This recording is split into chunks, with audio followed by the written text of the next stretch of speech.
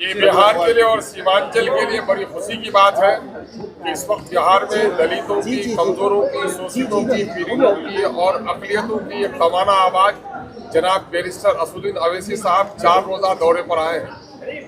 और आज किशनगंज का दौरा होना है, कल अररिया का दौरा होना है, 26वीं तारीख को पूर्णिया का दौरा होना है और 27वीं तारीख को कटिहार बलरामपुर का दौरा होना है। और इस यात्रा का नाम पार्टी ने न्याय यात्रा कारवाने इंसाफ दिया है। दरअसल इंसाफ की जरूरत इसलिए भी है कि सीमांचल के साथ दिल्ली और पटना की सरकारों ने बड़ी नाइंसाफी की है। यही वजह है कि सबसे गरीब लोग यहाँ पर हैं और अब भी यहाँ पर कोई स्पेशल तवज्जो नहीं दी जा रही है। दूसरा मसला ये है कि बिहार में और मुल्क में दलितों और अक़लियतों के साथ जुल्म और नाइंसाफी हो रही है। हुकूमत को इसके लिए भी इंसाफ के लिए खड़ा होना चाहिए। हम आवाम को बेदार करने के लिए भी ये कारवां निकाल रहे हैं जनाब बैरिस्टर असदुद्दीन अवैसी साहब की क़यादत में। और इस कारवां में तशरीफ़ फरमा है हमारे माजिद हुसैन साहब जो MLA हैं वहाँ नामपल्ली से, और जनाब वारिस पठान साहब जो एक्स MLA हैं मुंबई से, वो भी तशरीफ़ फरमा है। सब लोगों का ये कारवां हम लोगों का जा रहा है। हम आवाम को बेदार कर रहे हैं कि हम मुसलसल इंसाफ की लड़ाई लड़ रहे हैं। हम चाहते हैं कि आने वाला जो विधानसभा इलेक्शन हो उसमें सेकुलर वोटों का बिखराव नहीं हो। इसकी वजह से सेकुलर वोटों को जोड़ने के लिए हमने सेकुलर अलायंस को दरख्वास्त भी दी। उन लोगों ने भी हमारी बात नहीं मानी, तो हम चाहते हैं कि उनसे भी इंसाफ किया जाए कि सेकुलरिज्म की बका की लड़ाई कौन लड़ रहा है और सेकुलर वोटों को बिखराव का जिम्मेदार कौन है। लोग इसके लिए इंसाफ करें। ये दो तरफा इंसाफ की तलब है। दरअसल हमारी जो वो है कोशिश है, हमारी हिस्सेदारी की है कि दलितों को, गरीबों को, सीमांचल के लोगों को, अक़लियतों को उसकी वाजिब हिस्सेदारी मिले। इसके लिए मैं बड़ा शुक्रगुजार हूँ अपने कौमी सदर जनाब बैरिस्टर असदुद्दीन अवैसी साहब का, जनाब वारिस पठान साहब का, जनाब भाई माजिद हुसैन साहब का, और इस कारवां को लेकर बहुत ही जिम्मेदारी के साथ अपनी जिम्मेदारी अदा करने वाले आदिल हसन एडवोकेट साहब।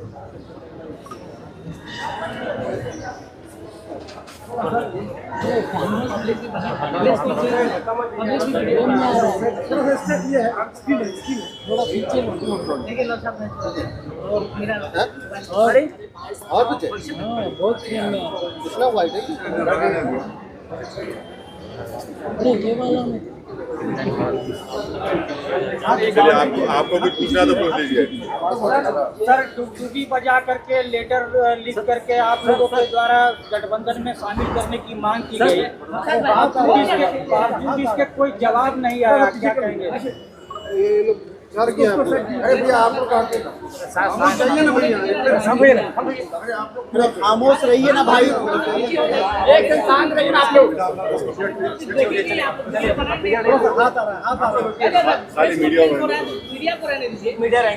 मीडिया को रखिए,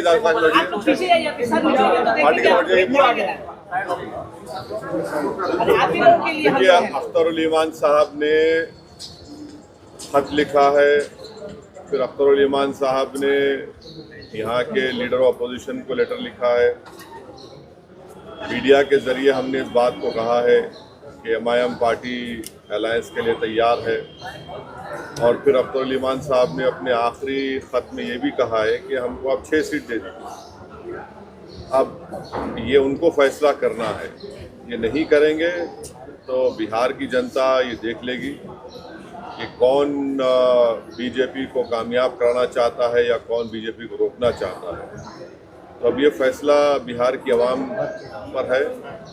हम तो अपनी जिम्मेदारी को निभा चुके हैं। कल कोई या हमसे ना कहे कि आपने बातचीत नहीं की, आपने फुला नहीं किया। तो हमने तो अपनी तरफ से पूरी कोशिश की और जनता के सामने, आवाम के सामने हमने इस बात को रख दिया। सर, बिहार में कितने सीटों को पार्टी चुनाव लड़ेगी या सिर्फ सीमांचल? जब लिस्ट जारी होगी तो आपको पता चल जाएगा। सर इसके लिए सर एक आई लव मोहम्मद कहने पर जो है पूरा बवाल है, उस पर क्या कहेंगे सर? कि ये शुरू हुआ था कानपुर में।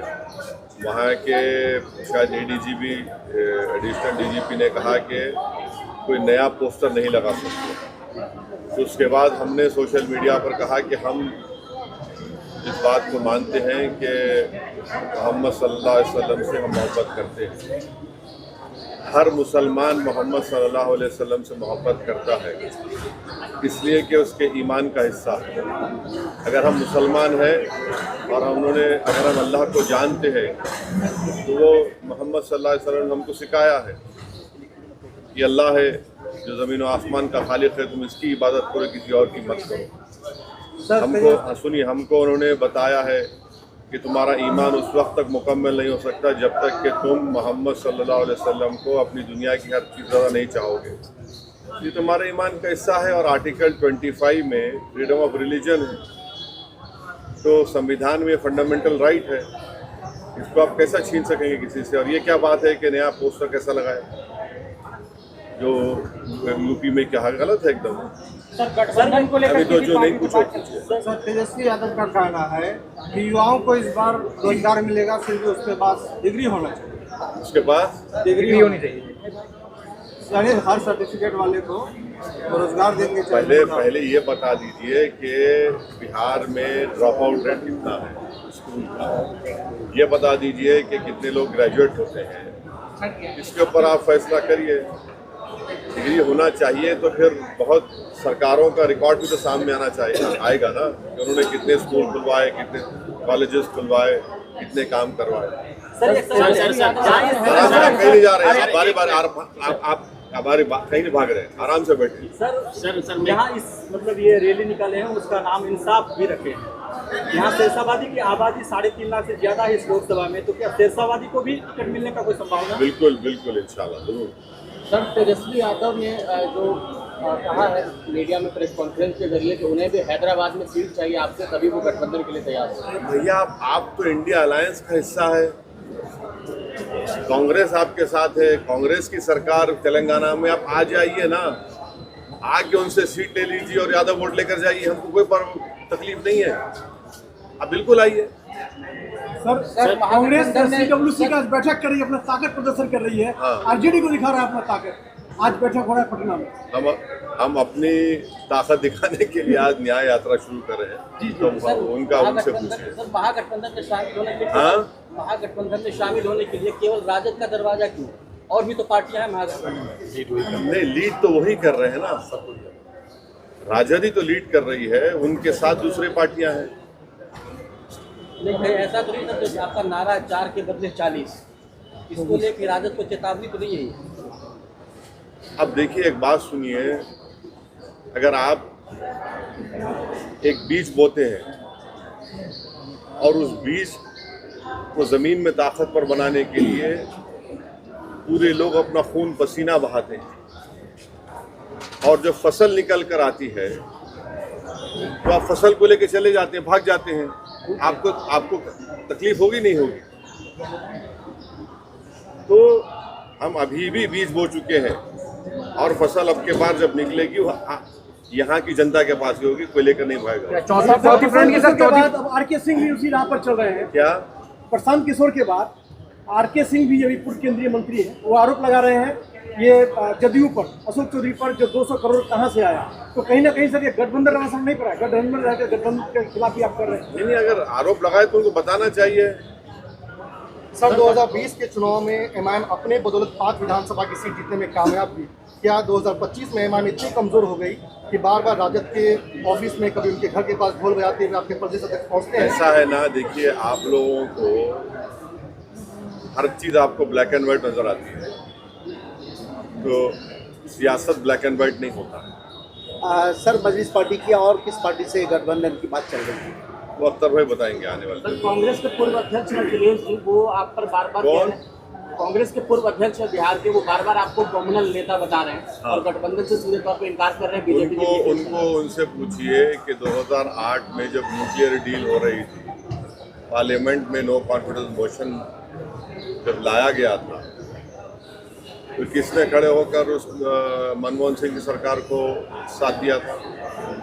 सर 4 के बदले 24 लाए हैं, लेकिन 6 सीट का मांग कर दिया। ऐसा तो नहीं कि जो सीट आपका चले गया वही रिकवरी करने के फेरे में। हम तो अपनी बात को रखे हैं। हम ये कह रहे हैं कि अगर हम 24 पे चले जाएंगे या उससे बढ़ के भी चले जाएंगे तो फिर आप बाद में हमको मत बोलिए। ये मैंने आपसे उनसे कह रहे हैं, उनको सोचना चाहिए। सर क्या चौथे फ्रंट की गठबंधन करने जा रहे हैं? हाँ? चौथे राउंड की गठबंधन करने जा रहे हैं? चौथा स्तंभ की गठबंधन कर रहे हैं? Third front. चौथा क्या है, देखेंगे क्या होता है, बताएंगे टाइम है उसका। तेज प्रताप यादव बार बार इच्छा जाहिर कर रहे हैं हाँ? ये एमआईएम से गठबंधन करना चाह रहे तेज प्रताप यादव। अरे अल्लाह उनको अच्छा रखे, खुश रखे, सेहत दे उनको। सर विपक्ष का आरोप है, जब 5 साल के बाद ही आपको याद आती है सीमांचल दौरा करने में आती है। पहले सीमांचल कोई बोलता नहीं था, हम ही तो बोले तो उनकी जबान में आ गया पूरा बात। ये पहले तो बोलता ही था सीमांचल, अरे पार्लियामेंट के अंदर पार्लियामेंट के बाहर हम ही तो बोल रहे हैं सीमांचल के बारे में। ये लोग कहाँ बोलते हैं, इनको सिर्फ चुनाव के ज़माने में सीमांचल बोलते हैं। हम तो नहीं गए, हम तो बार बार इसको कहें, 2015 से हम कह रहे हैं कि हम यहाँ पर आए तो हम कभी छोड़कर नहीं जाएंगे, और हमारा कंसिस्टेंट यही पॉलिसी रही है। सर पिछले विधानसभा में ओबीसी मेडिकल कॉलेज का और हॉस्पिटल का भी मतलब यहाँ पे घोषणा कर दी। कोई घोषणा नहीं हुआ था, ये सब ये जो बात लोग कर रहे हैं, हम पूरी कोशिश करेंगे और कोशिश आज भी जारी करेंगे, कुछ ना कुछ कर सकते हैं। सवाल ये है कि जो सत्ता में है, 11 साल सत्ता में रहे, उनकी भी तो अखलाकी जिम्मेदारी बनती है। एक परिवार में 2 मुख्यमंत्री बन गए, कोई दूसरे पास एक मुख्यमंत्री 10 साल 12 साल रहे, उन्होंने क्या क्या सीमांचल की। सर एक सवाल है, अभी बहादुरगंज के जो गद्दार विधायक थे, वो अभी एक पोस्टर मतलब फेसबुक में एक पोस्ट ये कर रहे हैं जो खुद को पढ़ा लिखा बता रहे हैं, और आपके जो कैंडिडेट है उसको अनपढ़ बता रहे हैं। तो जो तौसीफ आलम साहब वो अनपढ़ बता रहे हैं, जबकि राजद के जो मुख्यमंत्री पद के लिए वो मतलब लड़ रहे हैं, वो खुद 8 पास है, तेजस्वी यादव। क्या कहेंगे? क्या कहना क्या है आपकी, आप जो बात कही थी मैं क्या कहूँ। सर सीमांचल के बाहर सिर्फ ढाका ही चुनाव लड़ेंगे कि और भी विधानसभा सीट? सीमांचल के बाहर ढाका ही चुनाव लड़ेंगे कि और भी विधानसभा सीट चुनाव लड़ेंगे? नहीं, बराबर लड़ेंगे। सर मैं कुछ कहना और कुछ है सर, किशनगंज की जनता एमआईएम को वोट देती है, लेकिन उसके जीते हुए पार्टी दूसरे पार्टी में चले जाते हैं, तो सर अब कैसे लोग विश्वास करेंगे कि एमआईएम को वोट दे, फिर इस बार नहीं कोई बढ़ जाएगी दूसरी पार्टी में? जिन लोगों ने धोखा दिया उनके साथ जनता नहीं है, जनता ने उनको वोट नहीं दिया था, जनता ने सीमांचल और एमआईएम पार्टी को वोट दिया था। और हमारी पूरी कोशिश होगी कि अब के बाद ऐसे लोगों को हम अपना उम्मीदवार कैंडिडेट बनाएंगे जो इंशाअल्लाह थोड़ा भरोसे पे उतरेंगे। सर आपकी पार्टी के ऊपर लगातार एलिगेशन लग रहा है कि पैसे के बल पे टिकट दिया जाता है, इस बार क्या सर पैसे के बल पे टिकट दिया जाएगा या जमीन से उठा हुआ नेता मिलेगा? पैसे के बल पे तो इल्ज़ाम लगता है चुनाव के ज़माने में, क्योंकि सर जो गए 4 गए उन्होंने लगाया। अब एक बात सुनिए, एक साहब ने एक क्रिकेटर को ले जाकर दुबई में एक होटल खोली है, नाम क्या रखा, हैदराबाद बिरयानी। किससे पैसा लिया वो? आप तो बिरयानी नहीं खाए ना, हम भी नहीं खाए। सर न्याय यात्रा के तहत क्या दबाव की राजनीति हो, वोटर अधिकार यात्रा जिस तरह निकला राहुल गांधी का, या फिर और यात्रा है, इंसाफ की यात्रा है, उसमें हर मुद्दा हर मसला सामने आएगा। इंसाफ की उसूल के लिए, इंसाफ की हासिल करने के लिए तो सब बात करेंगे। सर महिला वोटर है आपको बहुत हाँ मैं महिला पूछ रहा हूँ। सर तीसरा जो मोर्चा बनाएंगे, क्या लगता है आप कितना असर डालेंगे एनडीए और महागठबंधन पर? देखिए ये वक्त बताएगा कि हम जहाँ पर हम चुनाव लड़ेंगे पूरी ताकत के साथ लड़ेंगे इंशाअल्लाह। सर महिला वोटर के तरफ जो है लोग पहले भी आपको बहुत पसंद करती है, लेकिन इस वक्त जो है तेजस्वी यादव भी माई बहनी योजना ला के खड़ा कर दिया है, इधर सीएम नीतीश कुमार भी जीविका दीदियों को राशि दे दिया है, तो आपके कहीं ना कहीं महिला वोटर पर सिंहमारी सीमांचल में हो रहा है, क्या कहें?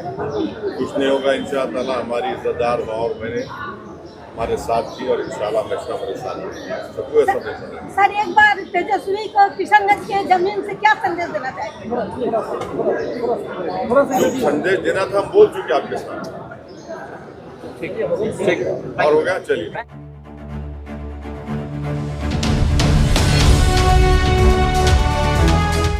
ट्रू रिपोर्ट्स, सच आप तक।